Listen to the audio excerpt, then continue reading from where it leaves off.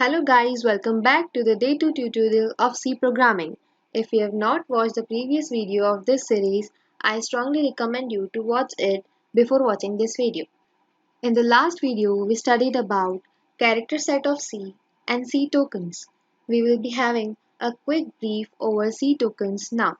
C tokens are the basic building blocks of C programs. Each and every smallest individual part of a C program is known as C tokens. C tokens are of five types: keywords, identifiers, literals, punctuators, and operators. Keywords are the words which have some special meaning defined in the C compiler. Identifiers are nothing but the name given by us to the variables or functions we define. Literals are nothing but constants. Punctuators are used to make a program more readable. Operators are used to perform operations. Now it's the time to study our very first C program. Have a look over this. This is our C program which is used to print hello world statement on the output string. This program basically contains three sections. First one is the header file, second is the main function. Main function contains all the code which we want to execute. And the third is the printf statement, which is actually printing the hello world statement on the output string. Now, I told you about white spaces in the last video. This is one of the example. /n is used to print a blank line on the output screen. Let's study about the various sections of C program in detail. The first is header file. A header file in C is the file having extension .h. The header file contains the meaning of the functions we use in the C program. The header files are required to be included in the C program before we start compiling the program. So to include the header file before compiling the program, we use the symbol hash along with the keyword include. This combination of hash include makes it possible to include the header file before the compilation of the program starts. Now, as the header files are included before the compilation of the program starts, we call hash include pre-processing directive. The printf function used in the program has its definition or meaning stored in the stdio.h library. Now, including a header file is equal to copying the content of the header file in our C program. But then why don't we directly copy the content of stdio.h in our C program so that we can use the function printf?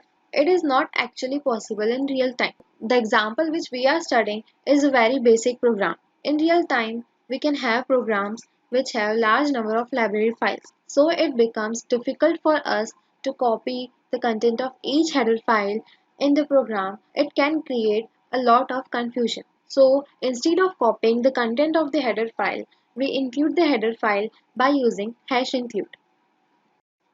Second is main function. Main function is the entry point of any C program. As I already told you, main function contains the actual code which we want to execute. When a C program is executed, the execution control goes directly to the main function. Every program must have a main function. The execution of the program starts at the main function and ends at the main function.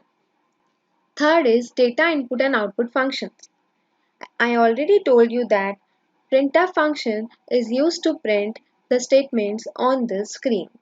Now what if we want to take inputs from the screen? We use scanf function to take the input from the screen.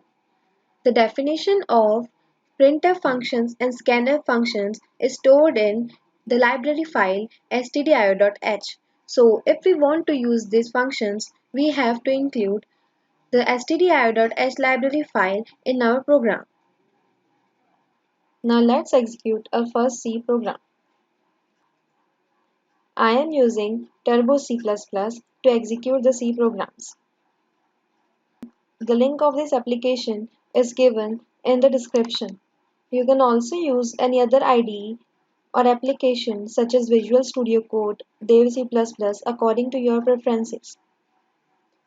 I recommend this app to the beginners as it comes with its own compiler which makes it easier to install and set up.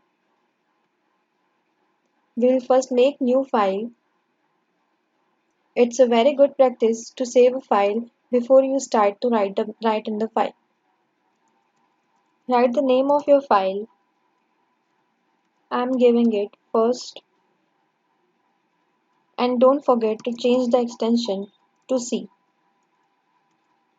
The extension CPP is used for C++ programs. Okay, save the file. Now let's write our first C program. First I'm including a header file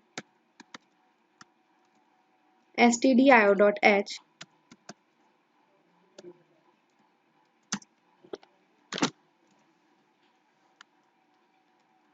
void main. Don't forget to close the curly braces as you start. Give a tab and write printf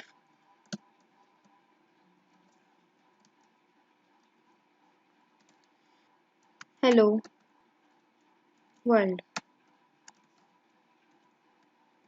Don't forget to close your statement with a semicolon.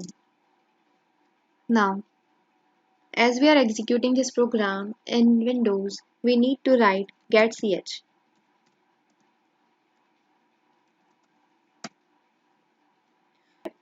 To compile the program, press Alt F9 to show if there is some error. So we have 0 errors. Press any key. To execute the program, press Ctrl F9. See, you can see the output on the screen. It's hello world. Now what if you want to leave one line before you want to print hello world? Right here /n. This is a white space character as I told you earlier. Compile the program by using Alt F9 and then execute by pressing Alt Ctrl F9. Oh my god, what is this? You have printed 2 times hello world. Type here CLR. This stands for clear screen. Now what this function do? This function makes the output screen clear for the program to execute. Compile the program by pressing Alt F9 and then press Ctrl F9 to execute. You have got the output on the screen. Press any key. Now if you want to give any tab, write /t. /t is used to give a tab. Compile the program by pressing Alt F9 and then execute by pressing Ctrl F9. The output screen shows Hello World printed after a tab. Enter any key. Now you are ready to execute the Hello World program on your computers. Thanks for watching the video. Keep learning, keep practicing. Have a nice day.